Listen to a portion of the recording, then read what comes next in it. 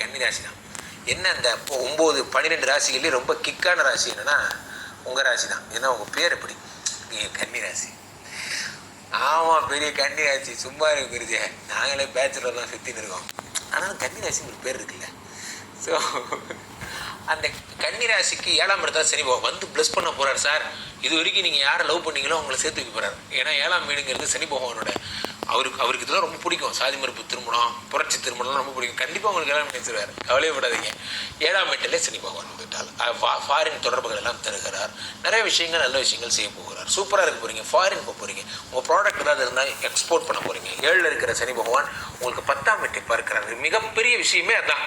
10ஆம் வீட்டை பார்க்க 4ஆம் வீட்டை பார்க்கிறப்போ உயர்கல்வி, உயர் பதவி போன்ற விஷயங்கள், ப்ரமோஷன் வரப்போது உங்களுக்கு.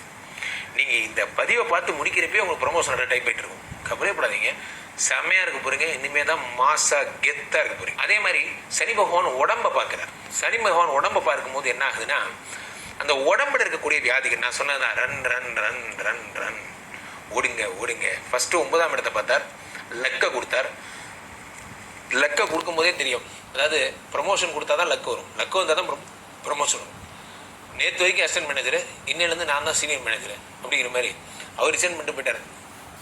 போகும்போது உங்களுக்கு பதவி எழுதி கொடுத்து போயிட்டார். இனிமேல் நீ தான் என்கிட்ட உண்மையாக இருந்த, விசுவாசமாக இருந்த, அந்த மாதிரிலாம். திடீர்னு உங்களுக்கு சீனியாரிட்டி பேசிஸில் ப்ரமோஷன் அடிச்சிருச்சு. அது போன்ற விஷயங்கள்லாம் கிடைக்கும்.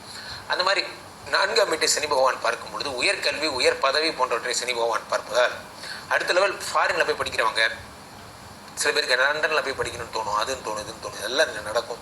4ஆம் வீடு என்பது வீடு மாடு மனை. வீடு மாடு மனைங்கிறதுனால உங்களுக்கு இது பார்த்திங்கன்னா வீடு கட்டுறது, லேண்டு வாங்குறது போன்ற யோகங்கள் எல்லாம் உங்களுக்கு கிடைக்கக்கூடிய அற்புதமான பொன்னான நேரம். சூப்பராக இருக்க போகிறீங்க, ஜெயிக்க போகிறீங்க. இந்த சனி பயிற்சி உங்களுக்கு தான். எனக்கு ரொம்ப பிடிச்ச விஷயமே இந்த கன்னிராசி தான். என்ன அந்த 9 12 ராசிகள்லேயும் ரொம்ப கிக்கான ராசி என்னென்னா உங்கள் ராசி தான். ஏன்னா உங்கள் பேர் எப்படி நீங்கள் கன்னிராசி.